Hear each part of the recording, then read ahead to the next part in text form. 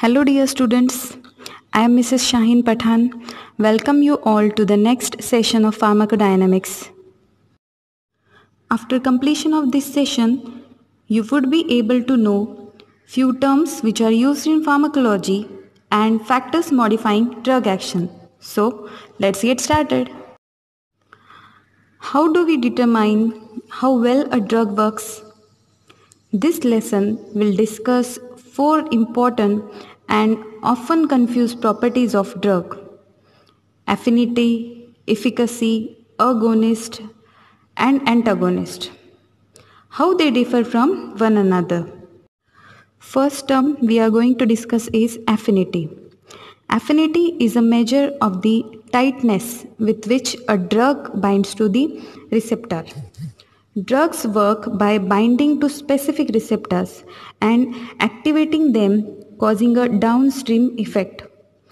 Affinity is means how eagerly a drug binds its receptor, or how the chemical forces that causes a substance to bind its receptors. Affinity is like a drug's desire to connect to an open receptor. It refers to how much attraction there is between a drug and a receptor, like a magnet to metal. Some drugs have higher affinity and others have a lower affinity for the same binding sites. So you can also say is that affinity gets the drugs bound to the receptor. Second term is efficacy. The capacity of a drug to give rise to pharmacological action after its interaction with the receptor is called efficacy. We can also call efficacy as an intrinsic activity. Now, affinity is not the same as efficacy. It's the drug's ability to activate the receptor once it has bound to it. When a drug binds a receptor, assuming it does so effectively, it will turn the receptor or activate it. Activation of the receptor will initiate a domino effect. Domino effect is nothing but the chain of events of reaction that eventually causes the intended result of the drug, such as slowing down of heart rate. Next point is agonist. An agonist is a chemical that binds to a receptor and activates the receptor to produce a biological response. You can also define agonist as a substance which initiates a physiological response when combined with a receptor. It is a drug. Agonist is nothing but the drug that occupies a receptor and activate them. Agonist can be full, partial or inverse. A full agonist has high efficacy, producing a full response while occupying a relatively low proportion of receptors. A partial agonist has lower efficacy than a full agonist. It produces submaximal activation even when occupying the total receptor population. Therefore, cannot produce the maximal response irrespective of the concentration applied. An inverse agonist produces an effect opposite to that of a agonist, yet it binds to the same receptor binding site as a agonist. Agonist causes an action and antagonist blocks the action of the agonist. Last term is antagonist. In general, we can define antagonist as a person who actively opposes to someone or something. But in pharmacology, we define antagonist as a drug which binds to receptors but it is not capable of producing pharmacological action. It leads only to receptor blockade.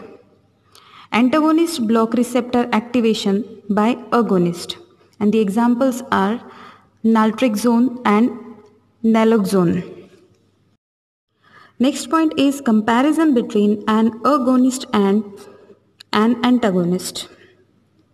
An agonist binds to the receptor and produces an effect within the cell. An antagonist may bind to the same receptor, but it does not produce a response. Instead of that, it blocks that receptor. Examples of full agonist are heroin, methadone, morphine, opium, and others. An antagonist is a drug that blocks opioids by attaching to the opioid receptors without activating them.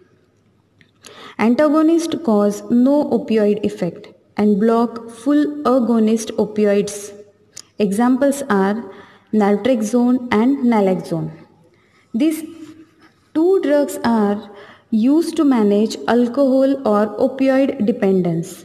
An opioid dependent person should not receive naltrexone before detoxification. Naloxone may also be combined with an opioid to decrease the risk of opioid misuse.